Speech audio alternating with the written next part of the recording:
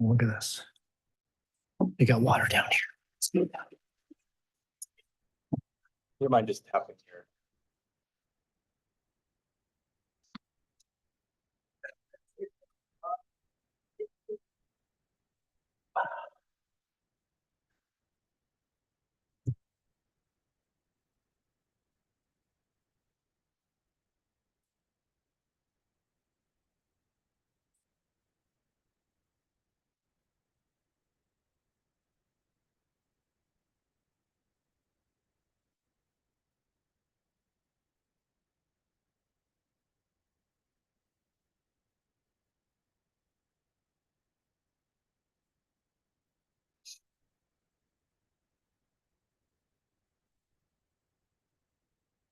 Hey, good morning.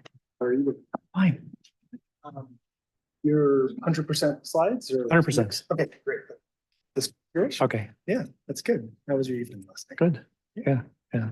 Cool. Yeah, we went to a nice restaurant. Oh, yeah, which one? It's called Black Belly. Oh, It's a butcher place. Nice. It's a lot of farm to table stuff, Nice, but okay. with focus on meat. okay. Sounds like, yeah, So if okay. you like meat, yeah, Yeah, I can recommend it. Not really, but I used to. Not quite a vegetarian anymore, but I'm not ready to go to a meat-centric place.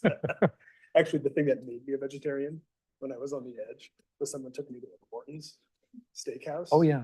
And like instead of the menu, the waiter came out with a big like silver tray with all the different slabs of meat. And he gave me this giant slab of flesh. This is all red. It's all It was red all raw it meat. looked like, and I was like, Yeah. okay, maybe I'm not. It's a little too close. It was a little too. A little too my close to the thing. animal. Yeah. Yeah, we'll start. Sure thing. No rush.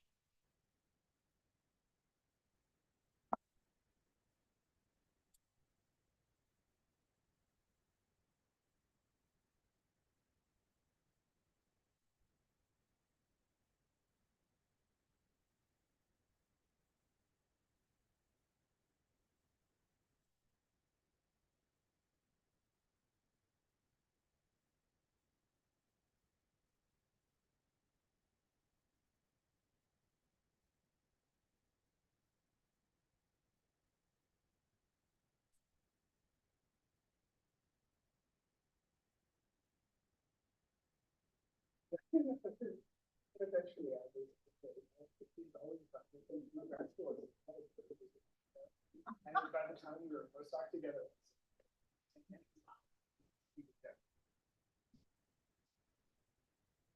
It's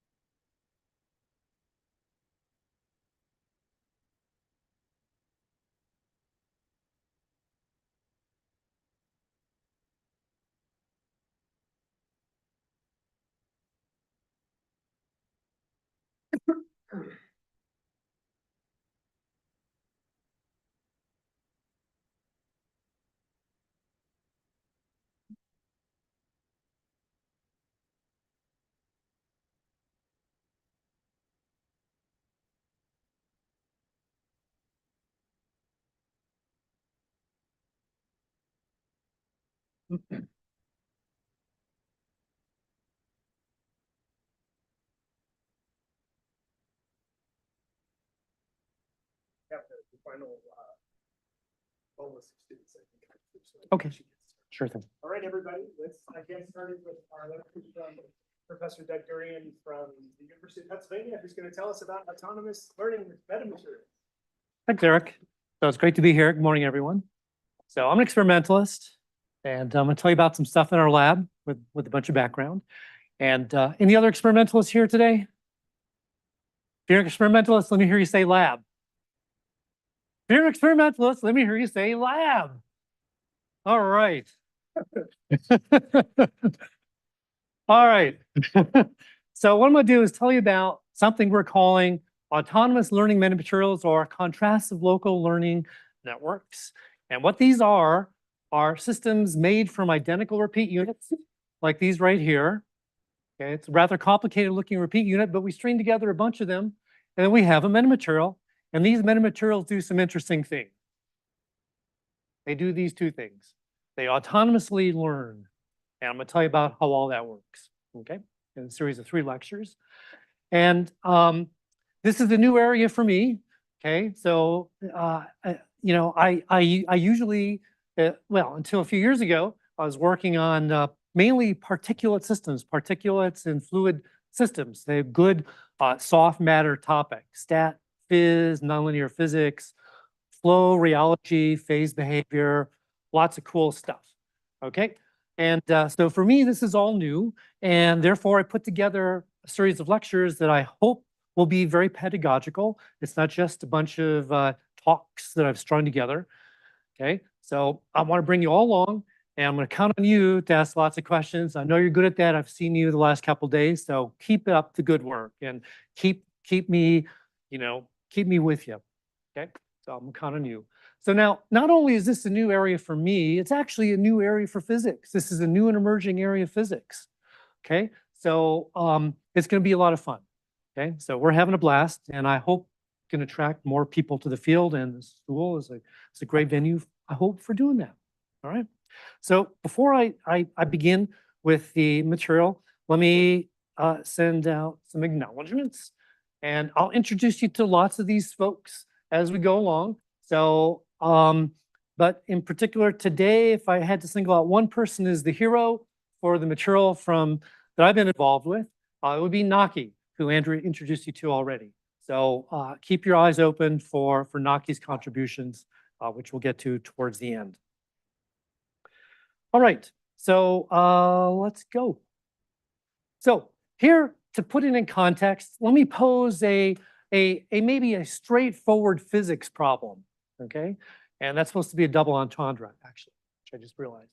So here we have a system, here we have a network of, say, pipes or resistors, or it could even be springs. And what we're going to do is we're going to push on some of those nodes.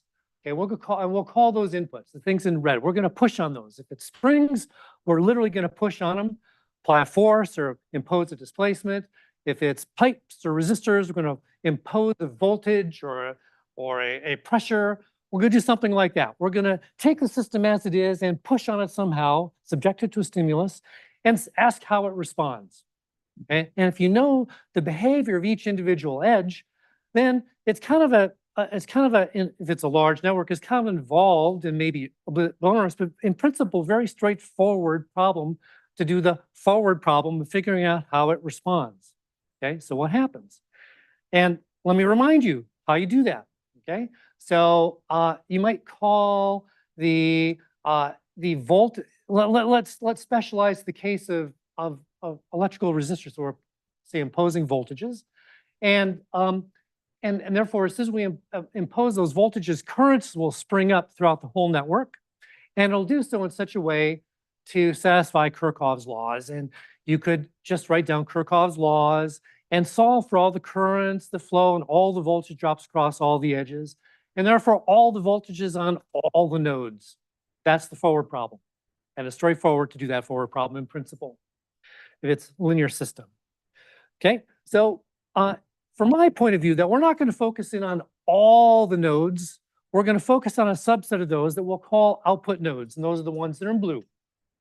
And so we want to focus on the values of those output nodes, okay?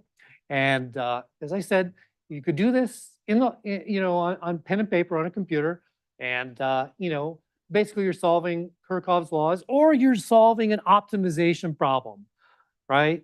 In the case of linear resistors, you're trying to minimize the power dissipated by the circuit. In the case of string network, things that adjust to minimize the total elastic energy. So there's a global optimization problem that the system is just automatically doing. The physics does that for free, okay?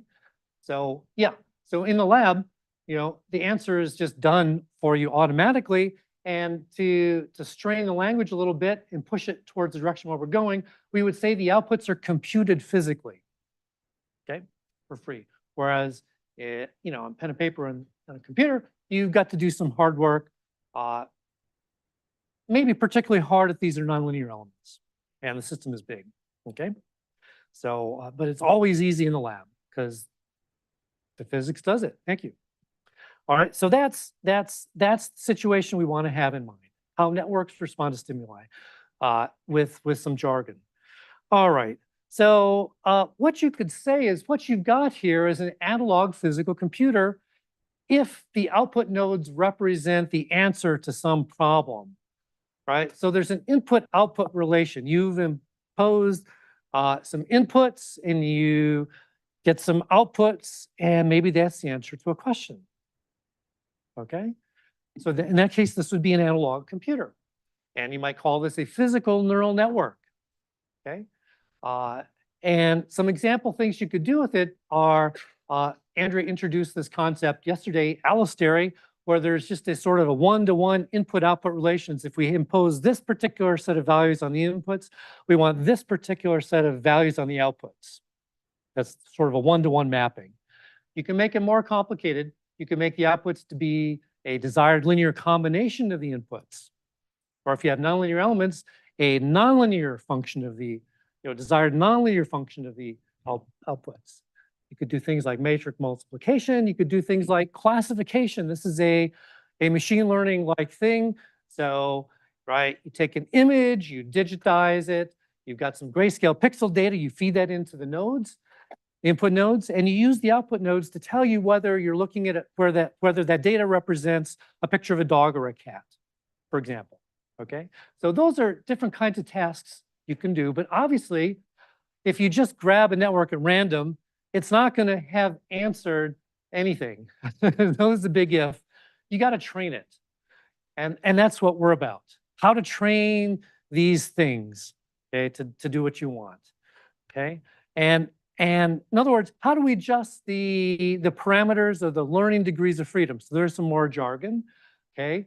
So if the currents that flow are physical degrees of freedom, the conductivities of the conductances of the pipes are the learning degrees of freedom, the parameters that you are free in principle to adjust in order to get the desired input-output relation, and that's what we want to do, okay?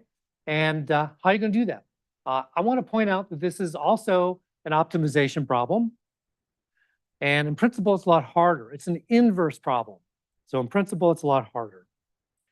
Theoretically, you might think about directly inverting this, okay? If it's a linear system, you can probably do that, fine. If it's not linear, or if it's really large, you can certainly do gradient descent on some kind of cost or penalty function, right? This quantity penalizes mistakes. You do gradient descent on this with respect to your learning parameters. You go downhill, and when it stops evolving, you're done, it's learned, and you're happy. So this is a machine learning-like task, and if I'm presuming nobody is familiar with machine learning, but if you are, there are analogous issues with training this that you would encounter in machine learning. All right. So that's if you do it theoretically. How about if you do it experimentally? Okay. Well, you might think, okay, fine. Maybe I can build some hardware that will mimic these things. That's a possibility. Or maybe you should do something else. Okay. So let me take an extended detour through prior approaches to training physical neural networks. Okay. And let's begin just by talking a little bit about artificial or digital neural networks and how they work. All right, so here we go. Here's the network we have in mind. And there's an input layer into which you feed the data, say grayscale values. And then in each of these nodes in the hidden layer, you take a weighted sum of all the values of the previous layer.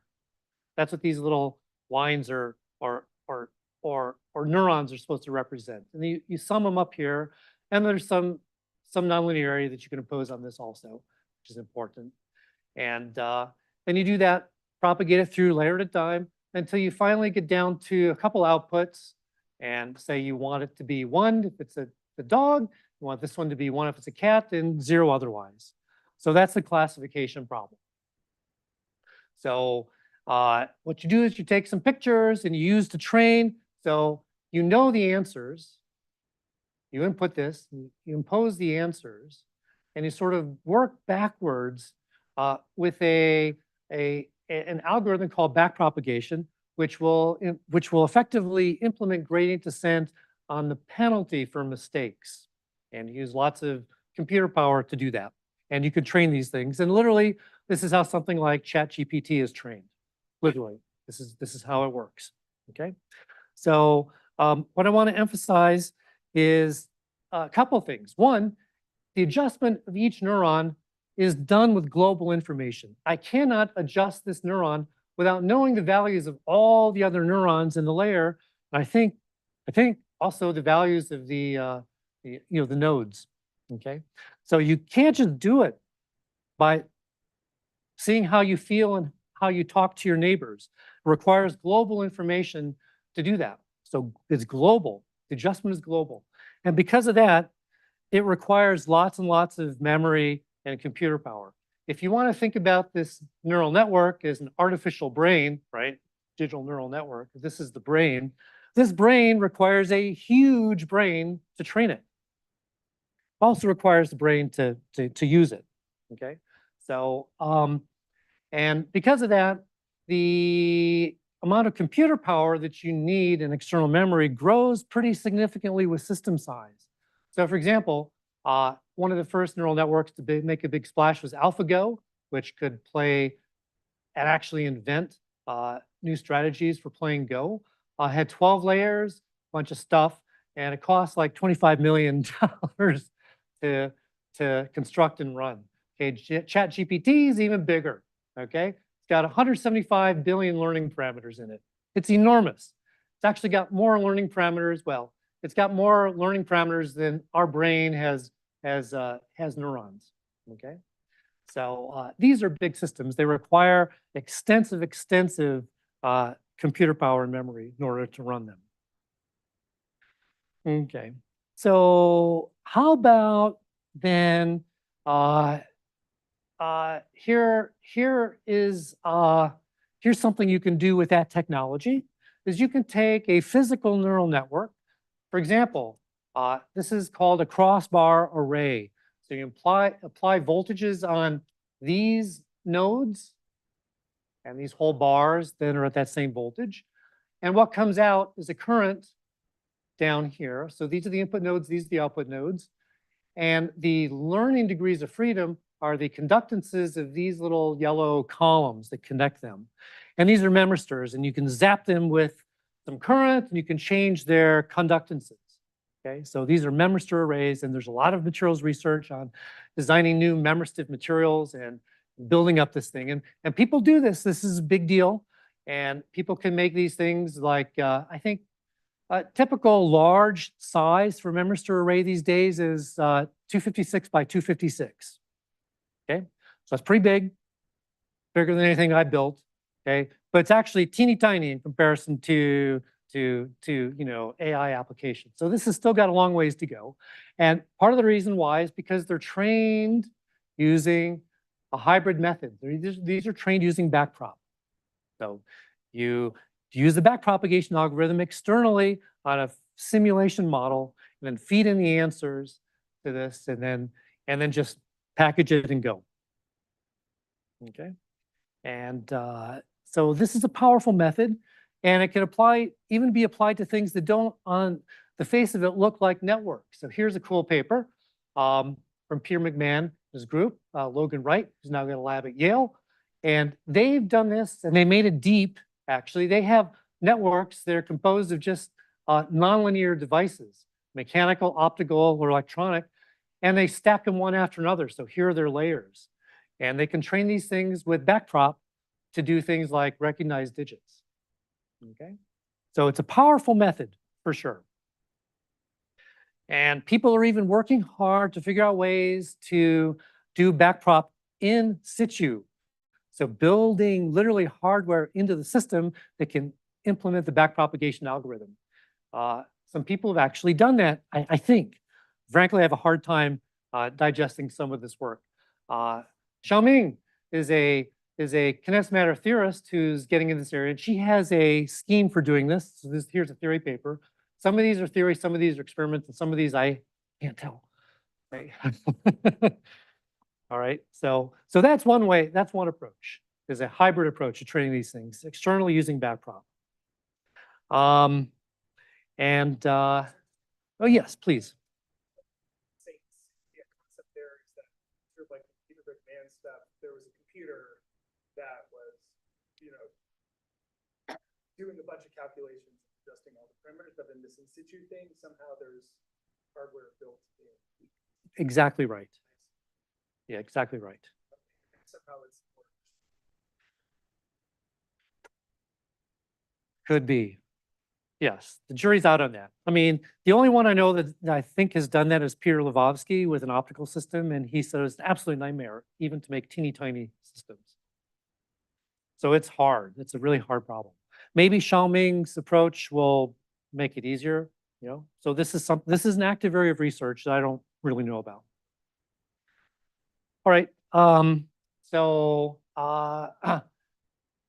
Anyway, if you can use physical neural networks, there's this idea that actually people have known about for a long time, is if you can do computing in an analog computer, there are great efficiencies in terms of speed and power.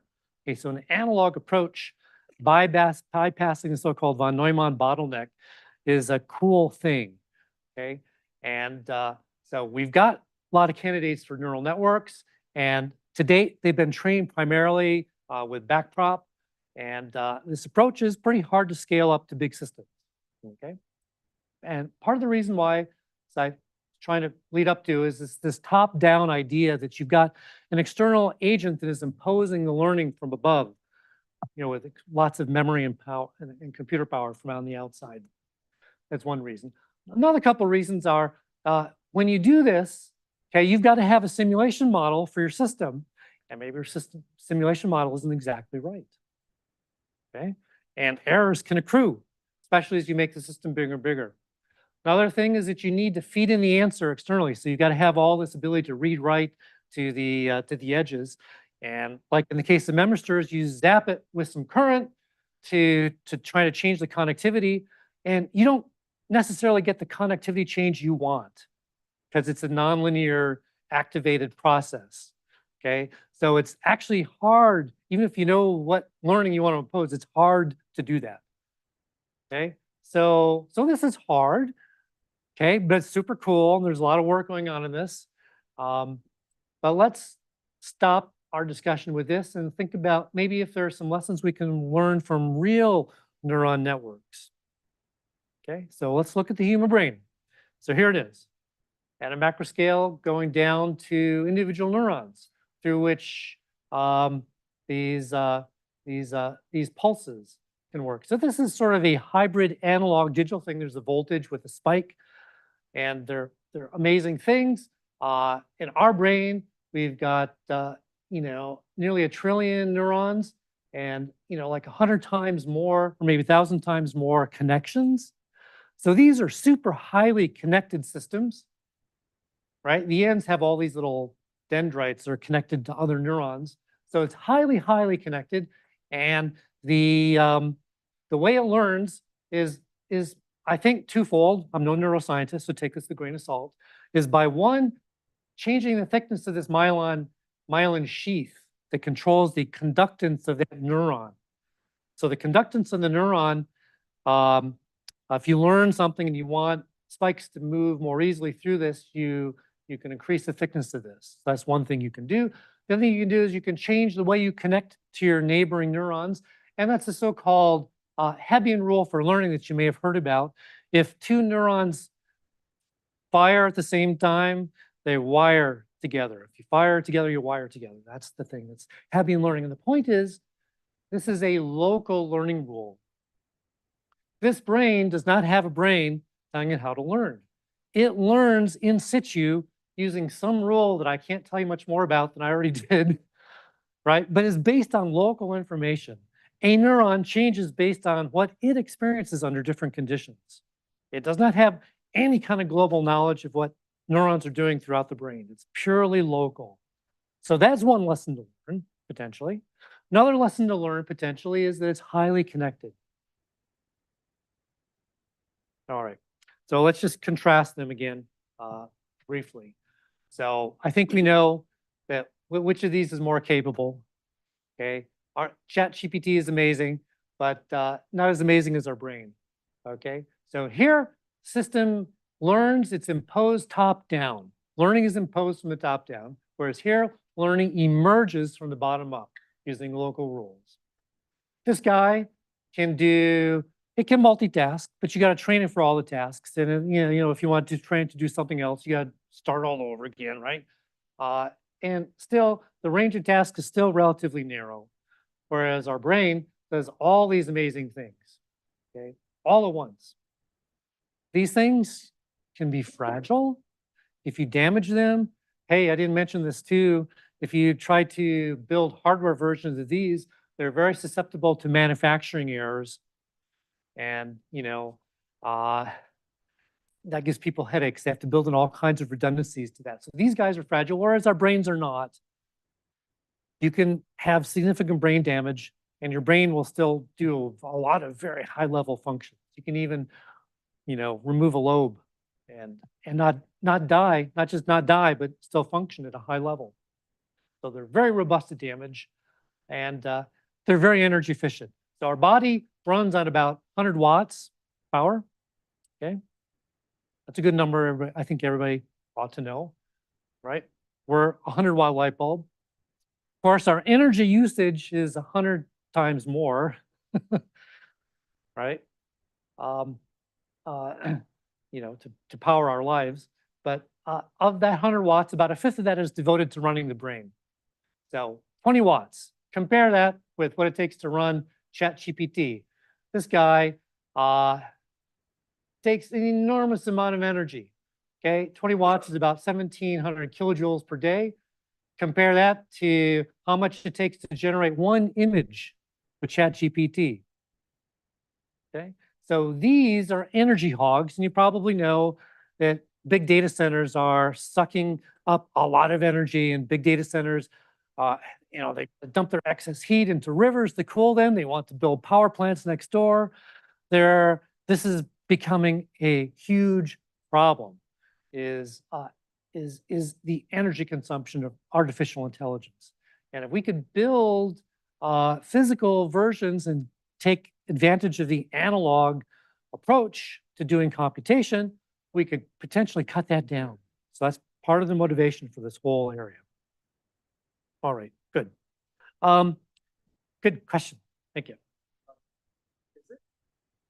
Why is it known that brain only operates using local rules? Is it possible for the brain to use any global information? I guess why is it obvious why the brain uses local? I'm not a neuroscientist, so I can't give you a definitive answer, but I could certainly imagine some weird thing like, what could you do globally? What kind of signal could you send to the brain globally? You could deprive it of oxygen. You could heat it up and cool it down. There would have to be some signaling mechanism to address all the neurons externally. I don't know, conceivably, maybe some of the neurons are doing that. I don't know, okay? But could you try again? is that me? I thought I told this. Yeah, it was me. Quiet. So I'm still not sure.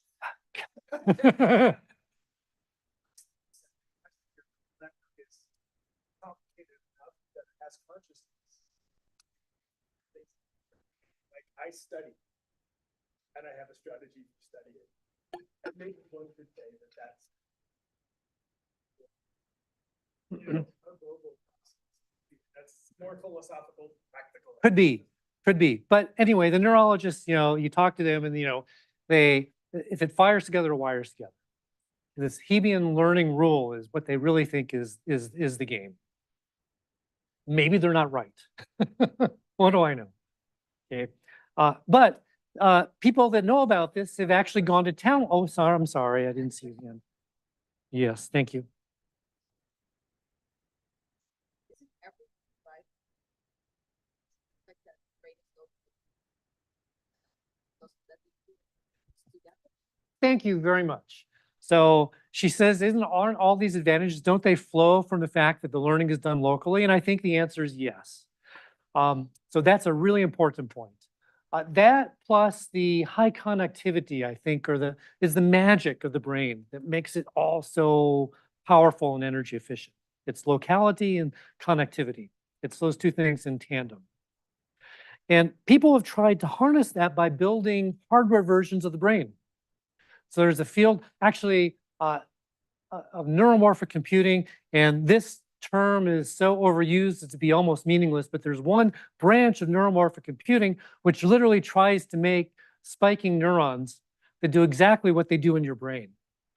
Okay, and this has been done, okay, over the last 20 years. It's progressed from being, just a few spiking neurons to hundreds to now up to maybe 10,000 spiking neurons. And with those, you can make some interesting applications, and you can study these as learning systems. Okay, but as you might guess, since they've only gone from tens to 10,000 over the course of 20 years, it's going to be hard to scale up this approach to the size of the brain. Okay, so there's for sure niche applications and lots of things you can learn, but it's hard to truly scale up to large networks. So we need a different approach, I think. Well, what do you mean by building a spiking neuron? I mean, literally, if you think that you know how. I guess I mean literally, like how are they building? It's not a cell, right? No, I should have given you a picture. So these are now microfabricated on chips. So they're microfabricated using modern microlithography techniques. So yeah, it's all electronics. First versions might have been breadboarded, okay, but now it's all on chips. So, and literally a 256 by 256 spiking array occupies a chip that's yay big. Okay, and you know how many components you can put on a chip. So each spiking neuron occupies a significant area and has thousands, if not tens of thousands of electronic things in the circuitry. Super complicated. Far more complicated to look at than these cartoons of an actual neuron.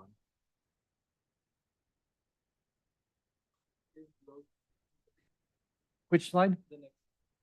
Like, if local learning is the only difference between these, why don't they just do local learning?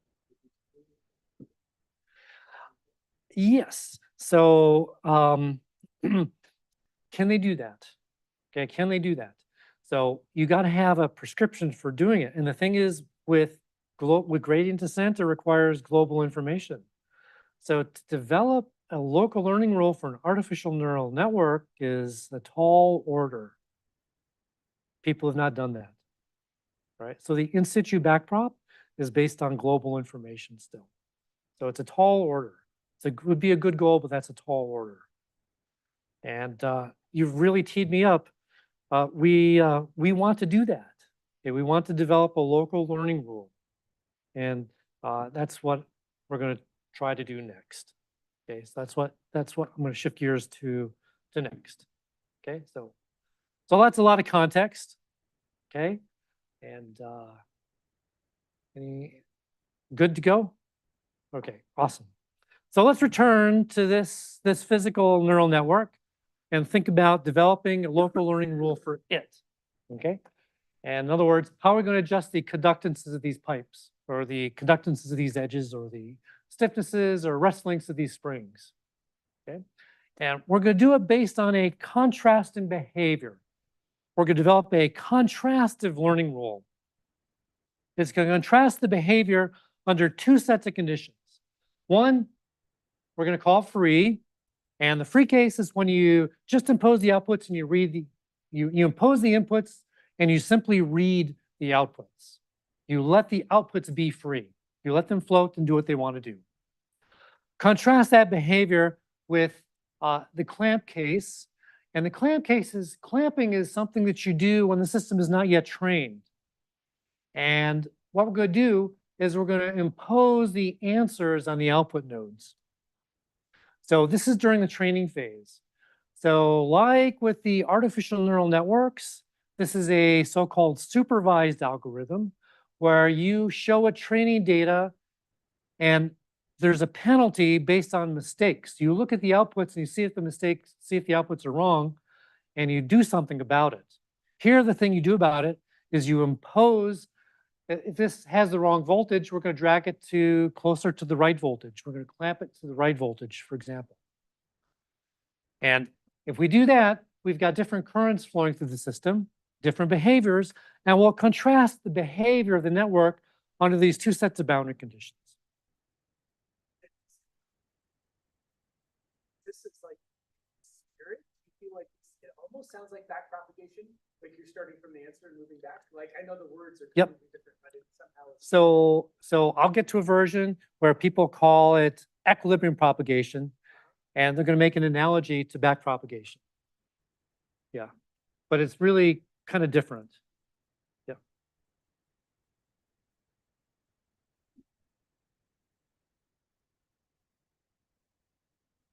I'm sorry.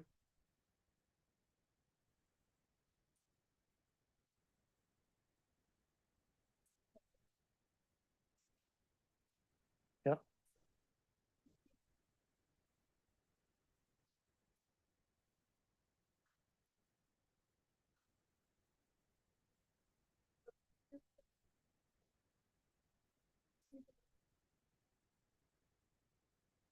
Well, we're gonna so hold that question, okay?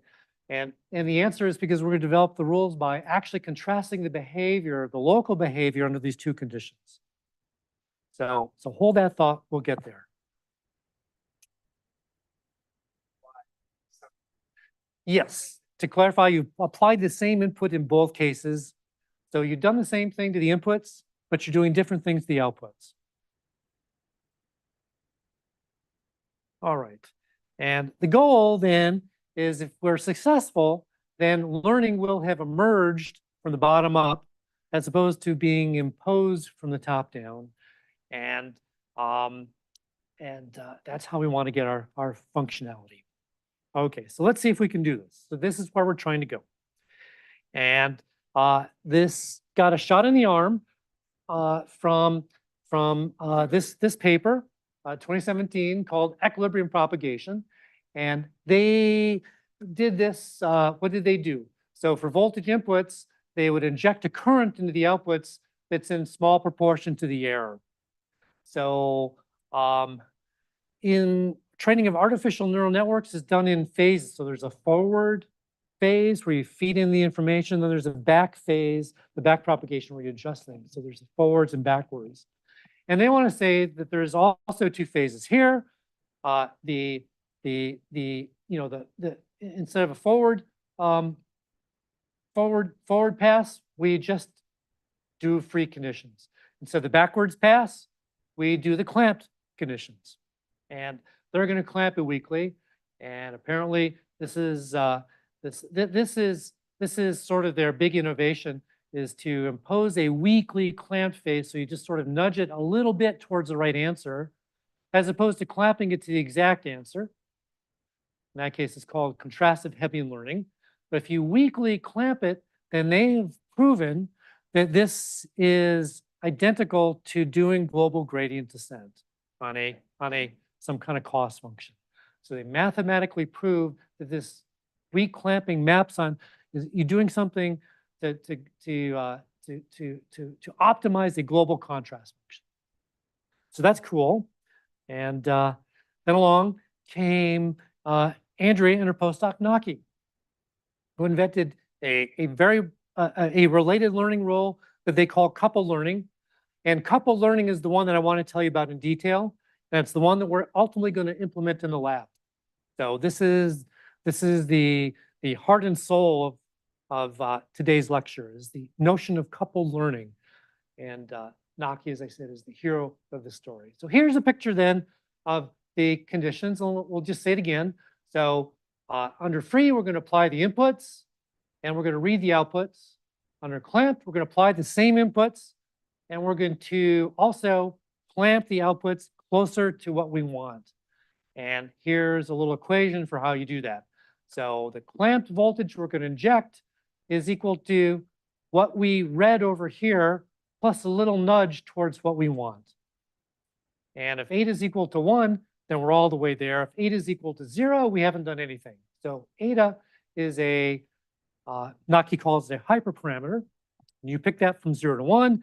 And this is the thing in the case of equilibrium prop, if it were in the limit of 0, this would map exactly onto doing global gradient descent on some kind of cost function.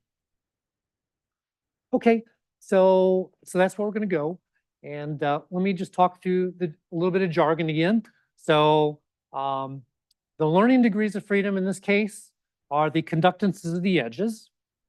Okay, so we'll just specialize the case of electrical resistors. So the conductances are what we want to adjust. And the physical degrees of freedom are the things that we don't touch.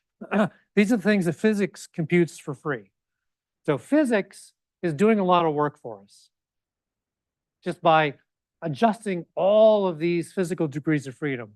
You apply these boundary conditions, and physics will figure out what current and what voltage drop there is across each node. And it's our job to adjust these conductances to get on the outputs what we want. So here's one thing physics does for us, but there's more. There's one more really cool thing that physics does for us. And to set that up, here's a pop quiz. Okay, so here's a quiz. Which circuit takes more power to run, left or right? Power P. We're dissipating, we're applying, so energy is conserved. We've applied voltages, so we're injecting currents. Those power supplies are providing energy, and all that energy is being burned by ohmic dissipation in the edges. Okay, so how much total power P, right, will depend on the conductances and the voltage it drops across all the edges. And there's some answer for this, there's some power for this. There's two different powers. Which one is bigger? Clamp, but you're a teacher. Sorry. So it's clamped. Okay, why is that? It's thanks to physics. Physically, it has to be. Okay, so let me back off from conductors for a bit. If we did this with springs, I think it would be more obvious. If you do it with springs and you tug on the nodes, if you let go, then they spring back. So when I tug on these nodes move where they want to go. I pulled them away from where they want to be. If I let go, they spring back. Clearly, this stores more elastic energy. Same is true here. These voltages adjust to minimize the total power dissipation of the circuit. That's what Kirchhoff's laws do for us in the end, is they optimize power dissipation. Total power dissipation is a minimum when we let these float and do what they want to do. If I drag them away from what they want to do, I'm going to dissipate more energy. So there's physics for you. Physics is doing two things. It does the computation, and it makes the clamped power greater than the free power. And that is going to be the insight that's going to lead to the local learning rule. So let me show you how that works. So here is what you might call the traditional cost or loss function. You just penalize the mistake, square it. And if you got lots of inputs and outputs, sum over all of them. And so this is intrinsically positive because you squared it. Do gradient descent with respect to your learning parameters, drive this to 0, and you've learned. That's the idea. We can make a proxy for the global contrast function by simply taking the difference, clamped minus free power. This quantity is also positive physically. Thank you to physics. This quantity is a positive thing. So it's intrinsically positive. And now I can do gradient descent on this. And let's just do that calculation. And here's where I should do it on the board, but I'm not going to do it on the board. It's an easy calculation. So here's the conductivity of conductance of edge J and how it evolves with time. I want it to evolve with time, Kj dot in proportion to going downhill. This is gradient descent on this contrast function. This contrast function is a global quantity.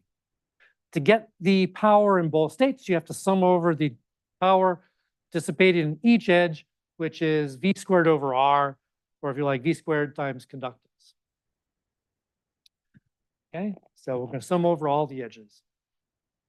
Now, I should say that the notation here is, yeah, I should redo this. My notation is a little bit wonky. The K's are the same in both cases, but the voltages are not. That's why there's these subscripts clamped and free. They make it look like they're both different, but only the voltages are different. The conductances are the same. So you can pull the conductances out. And anyway, when we have, well, since this is not squared, I can send this derivative through these sums. And what does it do? It picks out the I equals J terms. Everything else vanishes. And the derivative of Kj with respect to, well, derivative Ki with respect to Kj is 0 unless I is equal to J, in which case the derivative is 1, and this is what you get. So this is how we want the conductance of edge J to evolve, is in proportion to the difference of the square of the voltage drops across that edge, the two cases. And this, my friends, is a local rule. I can adjust the conductance of edge J only knowing about the voltage drop across edge J under those contrastive boundary conditions. And what made it work, which made it be not global, I should say, is the fact that I did not have to square this. If I had to square it, there'd be cross terms, which depended on all the conductances across the whole system. It would be global rather than local. So that's the magic. Thank you, physics. Physics did the forward problem for us for free, and physics enabled the construction of this local contrast, this global contrast function, which gives us the local rule. Fantastic. Okay, some points to make. So this, oh yeah, good, first questions. Sorry?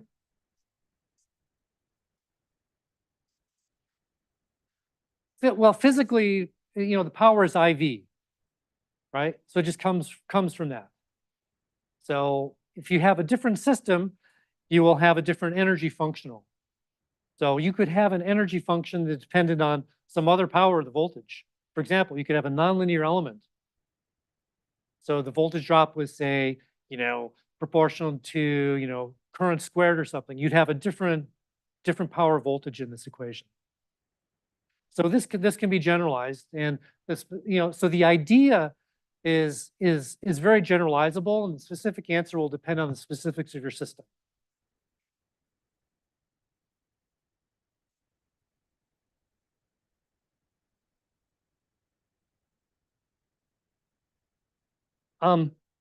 Oh, any physical system where the power depends only on the voltage drop. It doesn't have to be linear or ohmic, but as long as the power depends only on the voltage drop, yeah, you're good. All right. Some other remarks on this law. So I pulled a little bit of a fast one on you. So I want to point out that these voltage drops depend on the conductances. And when I take this derivative in the lab, these voltages are different. I can pretend to hold these voltages constant when I vary the conductances, but when I vary conductances, I vary the voltages. So this step right here is just a little bit iffy, okay? And so how does that affect things? Andrew will tell you about this afternoon. Okay, so look forward to that. So that's a subtlety. And uh, but yeah, so basically, reason why you might care is because we really do want to implement this in the lab, where all we do is measure these conductances. Okay, good. So other questions on this learning rule? All right. So let me just talk about it a little more generally. Oh my God, the slide looks awful. Um, um, so we're talking about physical neural networks. People often ask me when I give talks on this, can you do this with an optical network? And my answer is I don't think so because a couple reasons. One is, to me, to use coupled learning, you got to have a physical system where there's an energy functional and conjugate physical degrees of freedom. So what do I mean by that? In the case of an electrical network, my conjugate physical degrees of freedom are currents and voltages. So there's a voltage drop across an edge, and there's a current that flows through that edge. Those are both physical degrees of freedom that I don't have control over. The physics computes. They're two things. They're related, obviously. They're related by a constitutive function that depends on the nature of that edge. And in the case of a linear ohmic resistor, it's just the resistance or the conductance of the edge. Okay, so there's two conjugate physical degrees of freedom that are related by some set of learning parameters that we can tune. And if you want to do coupled learning for different kinds of networks, it's just a matter of figuring out what are your physical degrees of freedom and what are your learning degrees of freedom that you can use to change the relationship between those two conjugate physical degrees of freedom. So, as I said, for electrical case, it's voltage and current, and you can change the resistance. For a fluidic case, it's pressure and current, and it's the channel geometry. For string networks, it's force and displacement, and stiffnesses and things like that. Right? You can do it for capacitor networks, right? Be the voltage and charge, and you would change the plate geometry. So there's always two conjugate physical degrees of freedom, and some set of parameters, some sets of things that you can adjust to change the connection between those conjugate physical degrees. Okay, and if you know that, basically what you care about too is the energy functional that it corresponds to. So, Andrew called it the Lyapunov function. I just call it an energy functional, same thing. So in case of the electrical networks or fluidic networks, it's the power. In the case of string networks, it's the total energy summed over all the edges. So those are the ingredients. And then the next ingredient is a nudge. We're going to nudge the outputs closer to the desired values. And then we can actually develop two different kinds of learning rules depending on the task we want to perform. So P and Q, so current versus voltage. If I want to do voltage tasks, right, I better hold the current constant when I do this, and ditto the other way around. So you can develop different rules. The rules will be different depending on which kind of task you want to perform. Do you want to perform force? Do you want to train for impose forces and get forces out? Or do you want to impose displacements and get displacements out? You will have different rules. You have to hold different things constant. But in any case, the idea is to approximate gradient descent by these local rules. And here's another thing to ask Andrew about this afternoon, is that I don't even know if she believes me, but if I write down some simple networks, and this is what I asked you to do in the homework problem, is a very simple network of a voltage divider. Literally calculate exactly gradient descent, calculate exactly the local approximation and compare them. And you will find, to make them equal, you've got to have an empirical factor of the nudge in there. And this emerges somehow from the little bit sleight of hand that we did in the derivation of the local rule, where we imagine we're holding the voltages constant when really they were changing. So somehow this emerges, and something I don't really understand yet. And maybe Andrew will clarify for me this afternoon. I'm not sure if she will or not. I'm going to put her on the spot. She says, yeah, no.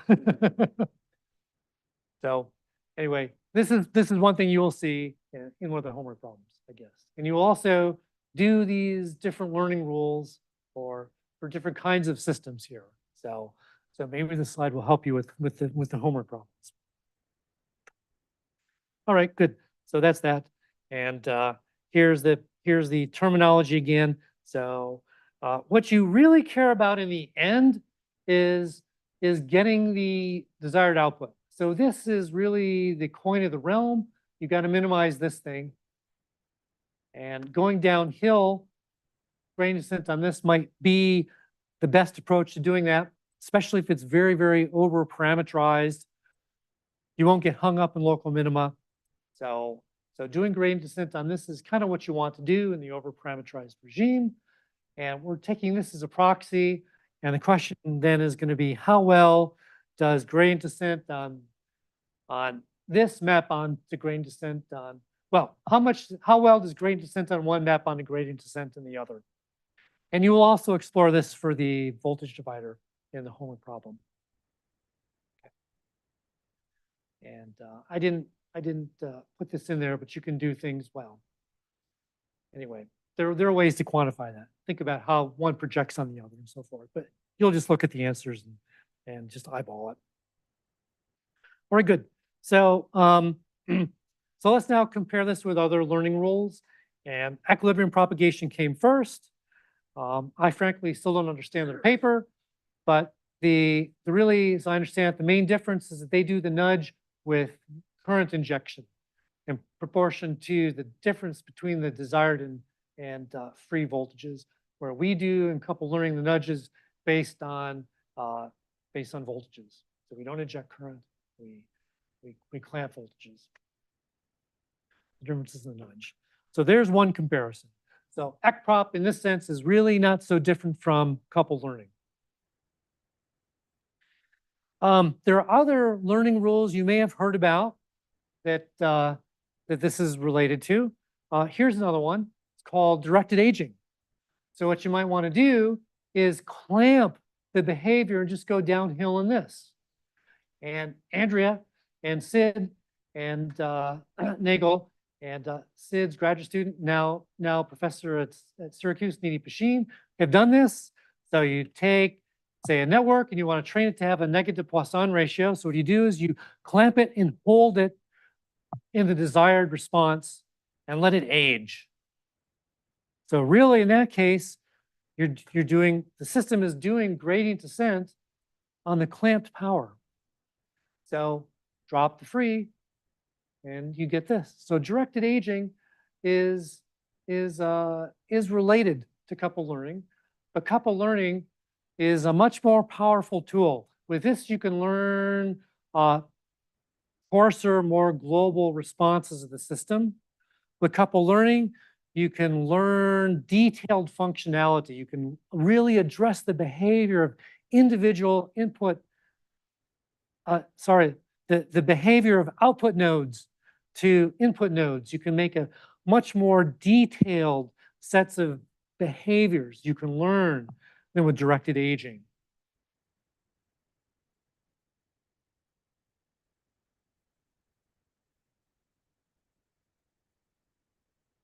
It'll happen with what?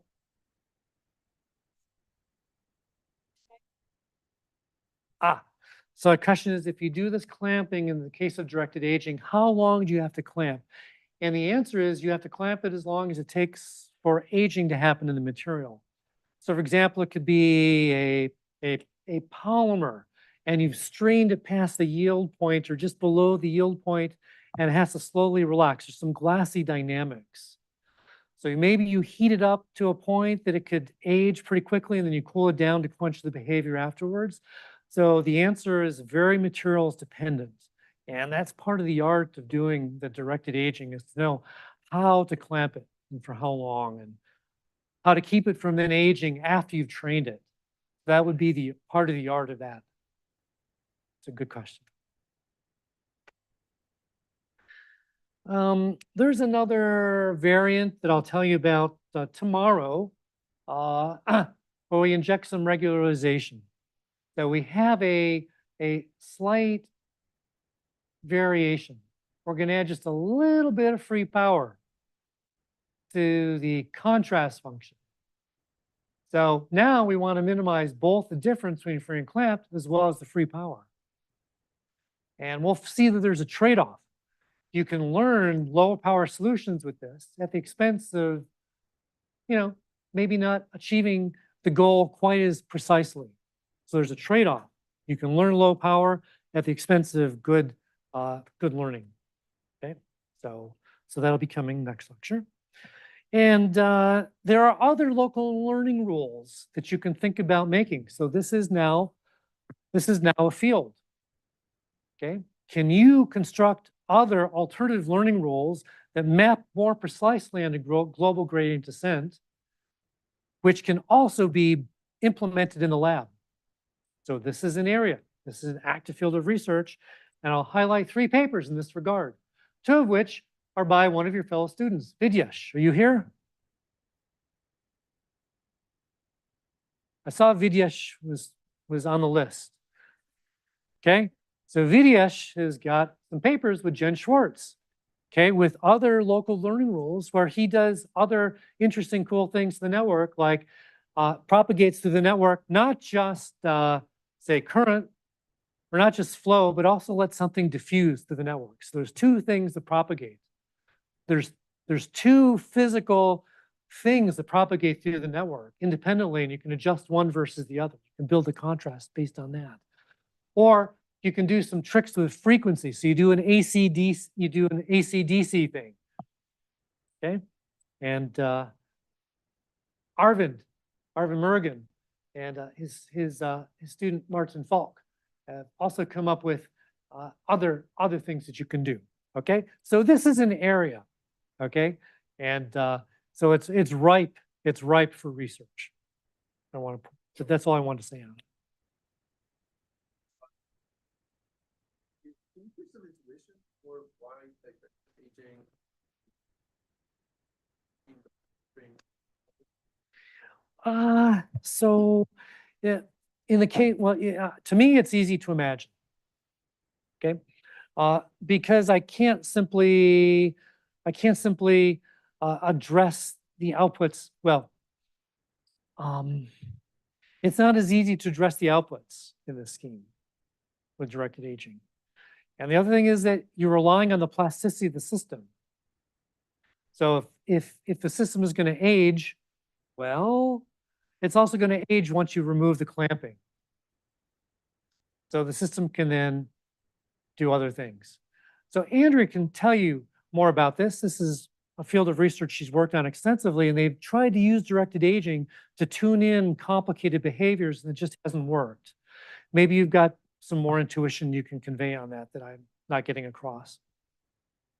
It really is because the difference between the clamp and the free. It's the difference, just as in the cost function. Just think of it physically. The cost function, you're comparing what you want to what you have, right? And that's what the clamp does. It compares what you want, which is the clamp, to what you actually have, which is free. And it's that difference that you want to minimize, not just the power of the clamp. So maybe another way to say that is that in the case of couple learning, really there's a way to think about how well it projects on gradient descent on the true cost function.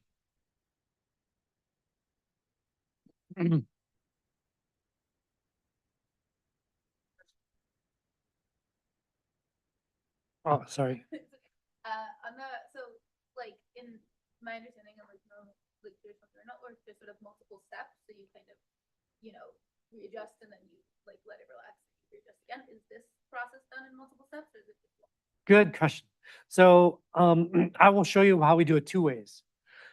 In the case of digital artificial neural networks, literally it's forwards, backwards, forwards, backwards. You can count the steps. And we're going to do a situation, my first example in the lab I'll show you about is where we do it also in steps. I will show you a version where we don't do it in steps, but where we still are sort of toggling the clamping on and off. Okay, so in that sense, it's also done in steps, toggling the clamping on and off. I mean, I guess that's exactly what the, so Benjamin Scalier, the guy that invented ECPROP, that's the way he likes to think about it, is that the clamping is like doing the backwards phase. So then you do it, like that. All right, those are local learning rules. And this is a new area, but there are now a couple reviews you can look at. So Arvind and Naki have a nice review where their focus really is on learning with local rules. There's another review that Andrea is part of where training, which focuses on training of physical neural networks with all different kinds of techniques, including backprop and in situ backprop, and a little bit on local learning rules. Okay, so there's some reviews now that you can look at. That's nice. And with that, let's start to switch gears a little bit and think about actually using this. And that sort of follows from your question. How are we going to use these roles to train some stuff? Okay. And here's a classic problem. In the field of artificial neural networks, they're all about benchmarks. So given this particular task, who can train it with the most accuracy, and who cares about how fast or with how much energy, but who can train it with the most accuracy?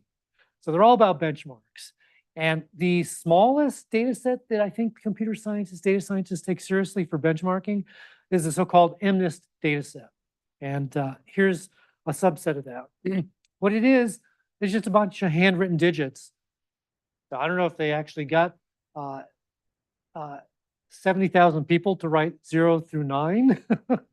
I don't know how many people were involved in making these, but there's 70,000 zeros, 70,000 ones, etc. And the way the benchmarking works is you take 60,000 of those for training. You minimize, you do gradient descent on whatever it is, do whatever training you're going to do on whatever network you got, and then you see how well it compares, how well it can classify the ones that it hasn't seen. Okay, how generalizable is the training to things it hasn't seen? So presumably it's over parameterized, and you drive the training accuracy to 0. Well, I mean the training error to 0. You will nail all these. And the question is, what's the accuracy with which you can then classify the rest? And that's the benchmark. So that's the goal. And these guys are 28 by 28 images, 8-bit grayscale, and you can get them all here. All right. So Naki tried this out. Okay, so here's one of his networks. Okay, and it's a random network. You can see the connectivity is not terribly high. Actually, these are made from jam packings. How far above jamming, I don't quite know, but fair amount above jamming in 2D. And then he just used that for the topology. And he selected some input nodes, selected some output nodes, and he tried to train it on a subset of the MNIST data set for just zeros and ones. The network is not so big. It's not big enough to feed in the grayscale for 28 by 28 images, so he did a little trick. The first question. How do you put the input? Yeah, so what he did is he did a PCA, he did a principal component analysis of those images, and he used that as the data. So he did some reduction of the images already. So he took those PCA components and he fed those in. He did the top 25 and he picked 25 nodes at random. And he picked 2 output nodes also at random. And the way he did the training was he wanted the, here's the two output nodes. He wanted the voltage to be higher value. Well, whichever, well, the one that was high, when you impose the inputs, the one that's high, that tells you which digit it is. So if this is a test image, do the PCA thing for this, feed into the red nodes, and you see this voltage is higher because it's got a bigger dot there, so it's a 0.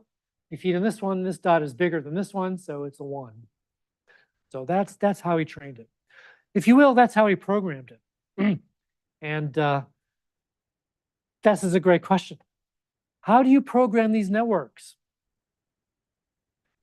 How do you choose the network size?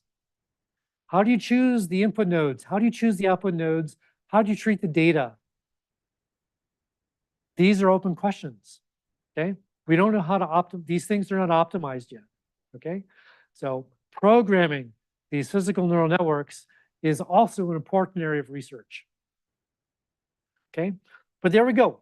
So with this, Naki got 5% test error, which is awfully good. I don't know what is the gold standard, but this is pretty good, okay? So the couple learning works. Clearly, he was able to do a good job of globally optimizing this network with local rules.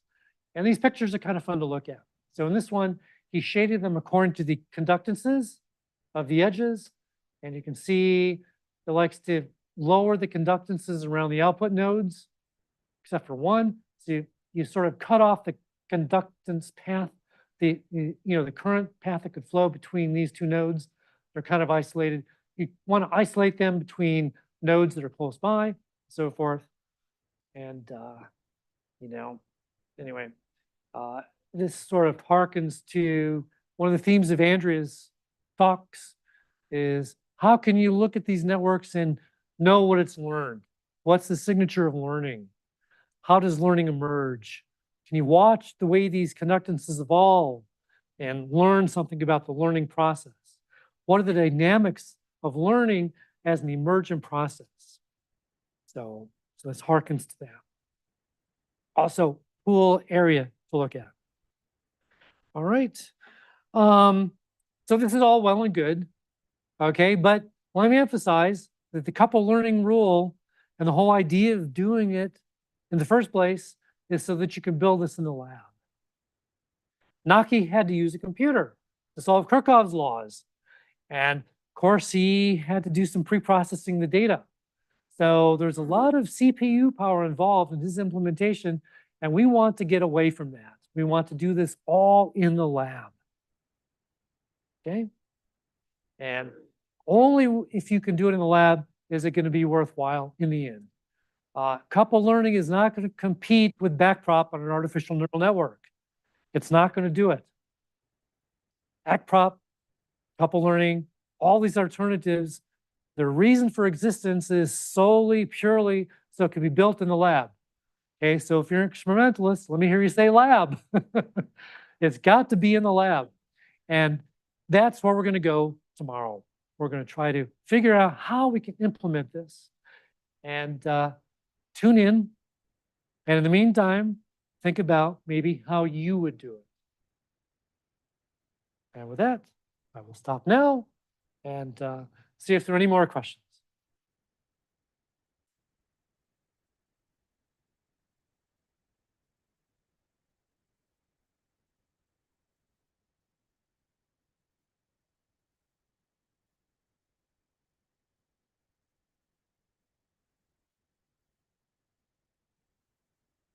I don't. So the question is, physically, how does Hebbian learning work? What's the mechanism? How does one neuron talk to its neighbor to know that they fired at the same time and then wire together? Does anybody know how that works? Any people with neuroscience background? I have absolutely no idea how it works. I'd love to know too.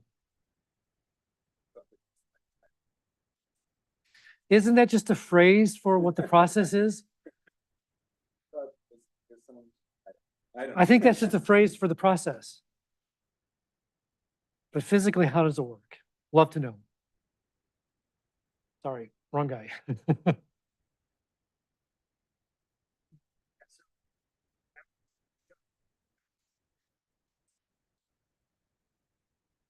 make like a, everybody's sort of like connected to a similar number of neighbors. You know, and travel large distances across the network by going through many nodes. I wonder if your area or community has thought about, you know, different statistics of networks, like different geometry of networks having hubs and, you know. Totally. Would that help? Totally. So that's a really good and important question. What's the optimal architecture for the network? So the brain is very highly connected and ramified.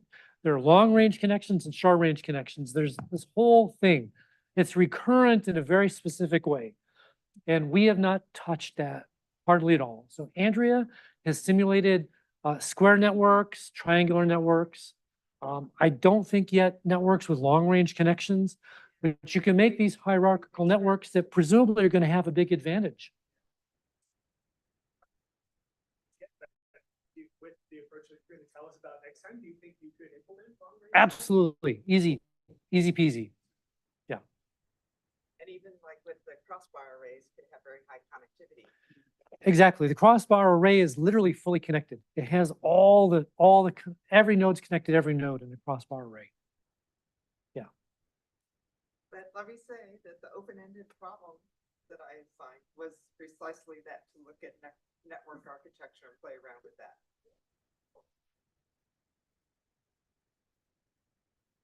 I have another question.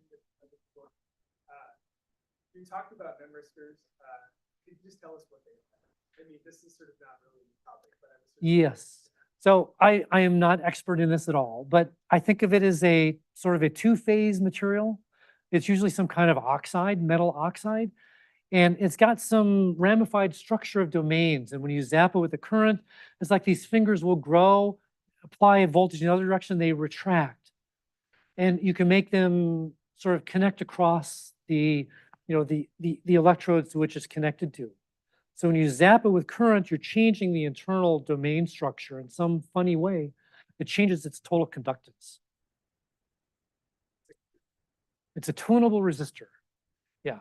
So it's something I need to learn more about because I also want to use them. Yeah. And I found it, sort of, I don't have much to teach about this, but if anybody wants to get into this, there's also something to look out for, is that memristors is sort of also a loaded word. In this context, it's in a resistor with a memory. It's got a memory of the history of current zaps it's had. But there's another kind of memristor out there that's supposed to be a device that depends also. It's like a fourth class of things beyond resistors, capacitors, inductors. There's memristors, which also depend on magnetic fields or fluxes in some way that I don't really understand.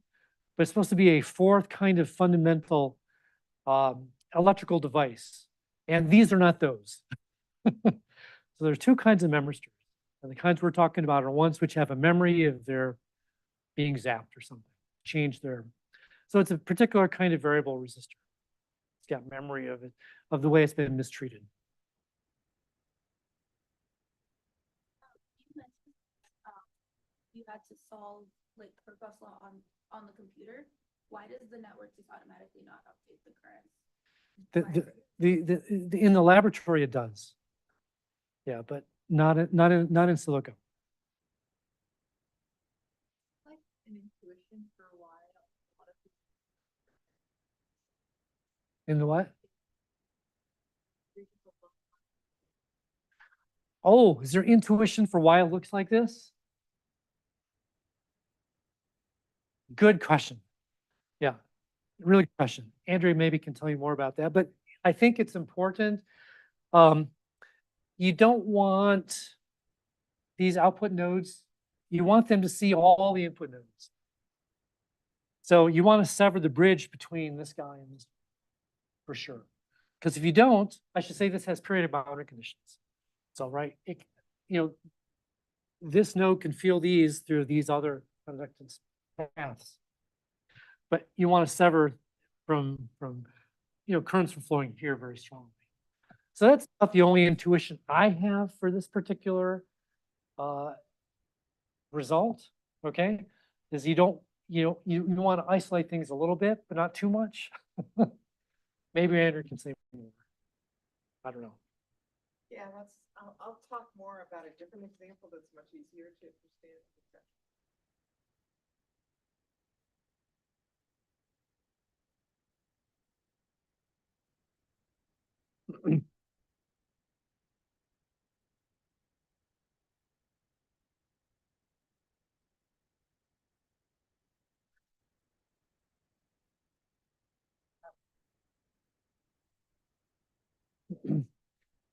I know, isn't that, that's the kicker. What are you gonna do? You want to, it would not be very conducive to the spirit to have to go around and measure, apply this boundary condition, measure all the voltage drops, write them down, right? Come back and, compare those with the voltage drops when you impose the other boundary conditions. So that's the kicker. How are you going to do this in the lab? Yeah, how are you going to do this? It's not an easy problem. It has been solved, yes. Yeah, I would tell you the answer, but I also want you to think about it because maybe you'll come up with a solution that I didn't come up with, which should be awesome.